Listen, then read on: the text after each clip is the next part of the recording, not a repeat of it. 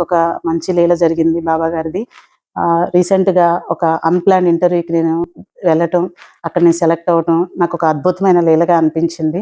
అదెలా అంటే నేను కేరళ ఇంటర్వ్యూకి వెళ్ళి అక్కడ ఉదయం 7 గంటల నుంచి 2:30 గంటల వరకు వెయిట్ చేయటం జరిగింది. నాతో ఎవరైతే వచ్చారో మా స్నేహితులందరికీ వాళ్ళు వాళ్ళు సెకండ్ రౌండ్, ఫస్ట్ రౌండ్ అట్లా వెళ్తూ వాళ్ళు అక్కడ వెయిటింగ్‌లో ఉన్నారు. కానీ నాకైతే 2:30 గంటల వరకు ఒక కాల్ కూడా రాలేదు. అలా నేను ఎందుకు నాకు కాల్ రాలేదని బాబాగారి నామస్మరణ చేసుకుంటూ అలా కూర్చుండిపోయాను. ఈ మధ్యలో ఒక మేడం గారొచ్చి నాకు "నువ్వెందుకు ఇంటర్వ్యూకి రాలేదని" అడగటం జరిగింది. అలా అడుగుతుంటే నాకు బాధ అనిపించి లోపల బాబాగారిని గుర్తు చేసుకుంటూ నన్నెవరు పిలవట్లేదని చెప్పటం జరిగింది ఆవిడతో.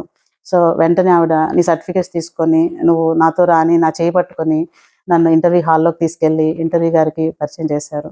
అక్కడ ఆవిడ ఒక 2 క్వెషన్‌లు అడిగే లోపలే నేను ఆ 2 క్వెషన్‌లకి సమాధానం చెప్పే లోపలే ఎక్సలెంట్ అని అనౌన్స్ చేయటం, అక్కడున్న హెచ్ఆర్ టీమ్‌కి చెప్పడం వెంటనే జరిగిపోయాయి.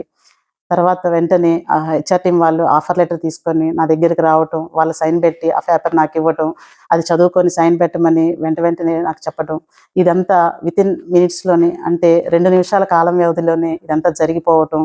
ఆ తర్వాత వెంటనే ఆవిడ బయటికెళ్ళి ఇంటర్వ్యూ ఈ రోజుకి క్లోజ్ అయిందని చెప్పటం నాకు ఒక పెద్ద లీలగా అనిపించింది. ఎందుకంటే నేనే లాస్ట్ అవ్వటం, పొద్దున్నుంచి నేను ఏదైతే వెయిటింగ్ లిస్ట్‌లో నన్ను కూర్చోబెట్టి లాస్ట్ మొమెంట్‌లో 2:30 నిమిషాల్లో నాకు ఇంటర్వ్యూ అవ్వటం, సెలెక్ట్ అవ్వటం, అపాయింట్‌మెంట్ లెటర్ ఇవ్వటం, నన్ను మేము సెలెక్ట్ చేశామని చెప్పటం అనేది నాకు ఒక మిరాకిల్‌గా అనిపించటం.